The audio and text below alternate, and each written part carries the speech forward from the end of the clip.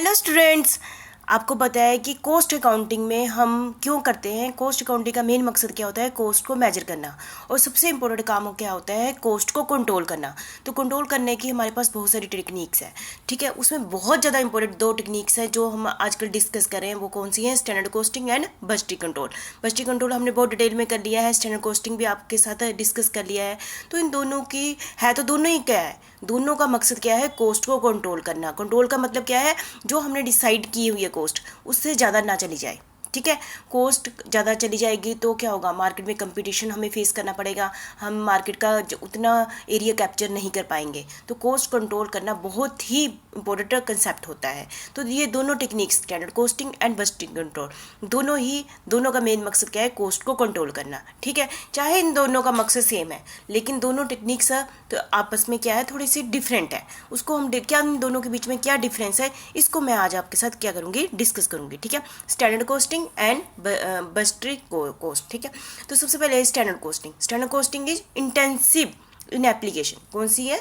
Intensive technique है application. It calls for detail analysis variance, क्योंकि इसमें अंदर क्या करते हैं हम, जो भी वेरिएंस आता है उसको हम डिटेल में एनालिसिस करते हैं। किसके? इंटेंसिव मतलब डीपली। स्टैंडर्ड कॉस्टिंग में हम इंटेंसिव टेक्नोलॉजी है। कौन सी? Standard costing. जो बजटिंग कंट्रोल है इज एक्सटेंसिव इन नेचर। ये कौन सी है? ये इंटेंसिव है स्टैंडर्ड कॉस्टिंग। और budgeting control is extensive in nature and intensity of analysis tend to much less than that in standard costing. मतलब कि कहने का मतलब है, बजटिंग कॉस्टिंग में हम इतनी डीपली डिस्कस नहीं करते हैं, इतनी डीपली नहीं जाते जितना कि हम स्टैंडर्ड कॉस्टिंग में जाते हैं, ठीक है। हो गया। सेकंड है standard cost represent realistic yardstick. Standard cost क्या है? रियल है, रिप्रेजेंट रियलिस्टिक, रियल टूल है। Therefore more useful for controlling and reducing cost. मतलब कि ज़्यादा हम यूज़ किया करते हैं स्टैंडर्ड। यदि कोई पूछे तो दोनों में से कौन ज़्यादा यूज़ होती है, तो स्टैंडर्ड कॉस्टिंग ज़्यादा यूज़ होती है for the controlling point of view, ताकि हम कॉस्ट को क्या करें, रिड्यूस कर सकें। लेकिन budget usually represent an upper limit. Budget का से हम क्या करते हैं, अपर लिमिट डिसाइड कर देते हैं कि बजट इससे ऊपर नहीं जाना चाहिए, ठीक है। आपका एक्सपेंडिचर इससे ऊपर नहीं जाना चाहिए, ठीक है। Upper limit on spending without considering. पर इसमें क्या कंसिडर नहीं होता? Effectiveness of expenditure in term of output, कि हमने आउटपुट करने के लिए कितनी एफिशिएंटली एक्सपेंडिचर को यूज किया है। ये सिर्फ अपर लिमिट बताता है बजट की, इतना आपका बजट है, आपने इसके अंदर काम करना है, अपर लिमिट बता दी ना। पर ये नहीं बताता कि हमने एक्सपेंडिचर को कितनी इफेक्टिवली यूज किया है, ठीक है। तो standard costing is a projection of cost account. किसका है? मतलब कि किसका रूप है? Cost account. कॉस्ट अकाउंट हमने पढ़ लिया है ना, cost accounting. Standard cost is a projection of cost account. जो बजट है, budget is A projection of financial account. Financial accounting मतलब आप बीकॉम फर्स्ट ईयर में चले जाओ, +1 में जाओ, budget is A projection of financial account. और स्टैंडर्ड कॉस्ट है, मतलब जो आपने सेकंड ईयर में पढ़ा, वो है कॉस्ट अकाउंट का प्रोजेक्शन है, ठीक है। Standard cost are developed mainly for the manufacturing.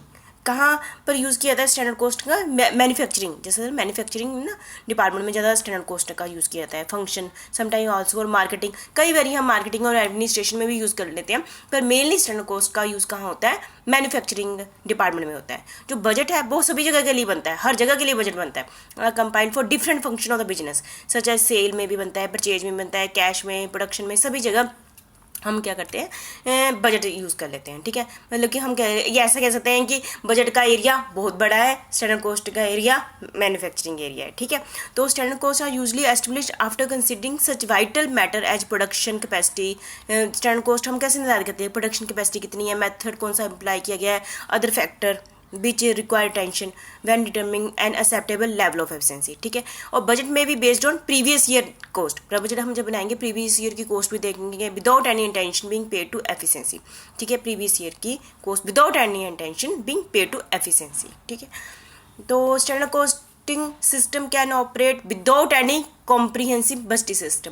मतलब कि हम विदाउट बजट को टच किए स्टैंडर्ड कॉस्टिंग कर सकते हैं। कहने का मतलब कि स्टैंडर्ड कॉस्टिंग हम विदाउट बजट सिस्टम को टच किए कर सकते हैं, लेकिन budget in the absence of standard costing will only be a fair estimate and can not provide a reasonable base against which the actual result can be compared, ठीक है। तो कहते हैं कि स्टैंडर्ड कॉस्टिंग में जब हम बजट यूज़ करेंगे तो हम स्टैंडर्ड कॉस्टिंग का यूटिलाइज कर लेते हैं, ठीक है। The object of budgeting are different from the standard costing. दोनों का ऑब्जेक्ट क्या है? अलग अलग है, ठीक है। ऐसे तो मेन ऑब्जेक्ट तो यही है कॉस्ट को कंट्रोल करना, पर फिर भी budget is a profit plan. Budget में हम प्लान करते हैं ना, प्रॉफिट का plan reflecting anticipated financial inflow कितना आएगा और पैसे कितना जाएगा। It is a comprehensive in nature and cover several business activities such as production, purchase, selling and distribution, research and development. Budget include both income and expenditure. Budget में हम दोनों का ही बजट बनाते हैं, इनकम एक्सपेंडिचर है ना, सब कुछ बनाते हैं। जैसे कि गवर्नमेंट का बजट बनता है, कितनी आएगा कितना जाएगा, सब कुछ बनाते हैं। टोटल प्रॉफिट प्लान टाइप होता है बजट, ठीक है। But standard are set usually for expenses only, मतलब इसमें दोनों साइड आ जाती है बजट में, एक्सपेंसिव भी आते हैं प्रॉफिट भी आते हैं। लेकिन स्टैंडर्ड में मेनली किसके लिए हम बनाते हैं, स्टैंडर्ड एक्सपेंसेस के लिए बनाते हैं only. Standard cost are develop only for the production and related manufacturing cost, ये मैन्युफैक्चरिंग कॉस्ट से रिलेटेड होता है, ठीक है। Budget projection project the volume of the business and level of the cost which should be maintained. Volume the business and level of the cost should be maintain, ठीक है। इतना volume होना चाहिए, इतनी कॉस्ट होनी चाहिए, बजट में हम डिसाइड करते हैं ना। They reflect cost ceiling which should not be exceed if the budget profit is to be attain. यदि इतना प्रॉफिट कमाना है तो ये जो कॉस्ट है इससे ज़्यादा नहीं होनी चाहिए, यही कहते हैं ना बजट। हमने यदि इतना 5 लाख कमाना है तो इसकी कॉस्ट इससे ज़्यादा नहीं होनी चाहिए, मतलब 50 लाख से ज़्यादा बजट नहीं होना चाहिए, ठीक है। स्टैंडर्ड कॉस्ट में किसको ज़्यादा इंपॉर्टेंस दी जाती है, cost level to which cost should be reduced. Standard का कॉस्ट का मतलब क्या है, कॉस्ट को रिड्यूस करो, कॉस्ट को रिड्यूस करो। If cost reach this level profit will be increase. यदि कॉस्ट इस लेवल से भी नीचे चली जाती है तो प्रॉफिट क्या होगा, अपने आप इंक्रीज हो जाएगा। Standard are minimum target which are to be attained by actual performance at specific efficiency, or minimum target which are to be attained by actual performance at specific efficiency, ठीक है। और 9th है budget covering the entire business. Budget में सारा business आ जाता है ना, आपको बोला ना सभी जगह का budget, present the forecast, profit loss account, sometime balance sheet also. Budget हम प्रॉफिट एंड लॉस हमने किया ना, बजट हम प्रॉफिट एंड लॉस अकाउंट का भी बजट बनाते हैं, बैलेंस शीट का भी बजट बनाते हैं, सभी चीज़ों का बजट बनता है, ठीक है। लेकिन budget act as a guide, budget क्या कहता है, दूसरों लोगों के लिए क्या कहता है, गाइडेंस का काम करता है कि आपने एक काम करना है, ऑपरेटिंग ऑफ द बिजनेस और में डेफिनेट कोर्स ऑफ एक्शन आपने ये करना है। जो स्टैंडर्ड है frequently use only labour operation, जैसे कि फैक्ट्री में यूज होता है ना स्टैंडर्ड कॉस्ट, तो ये जैसे लेबर की operation do not represent expected cost but the cost that should be in certain assumed condition of the performance, मतलब कि इन कंडीशनों में आपने परफॉर्मेंस देनी है स्टैंडर्ड के according. The term standard is a unit concept. Standard क्या है, एक यूनिट कंसेप्ट है, लेकिन जो बजट है वो टोटल कंसेप्ट है। स्टैंडर्ड क्या है, एक यूनिट कंसेप्ट है, और जो बजट है टोटल कंसेप्ट है। It may be helpful to think of a standard as a budget for the production of a single unit of output, ठीक है। Budget if achieve divide organisation do not usually involve much variance analysis. यदि budget को achieve कर लिया, हमने कहा कि इतना खर्चा होना चाहिए आपके डिपार्टमेंट का, और अचीव कर लिया है ना, तो उसमें वेरियंस का एनालिसिस नहीं किया जाता। The achievement of budget target point out efficiency attained and therefore no analysis on a large scale is needed unless circumstances have considerably changed, ठीक है।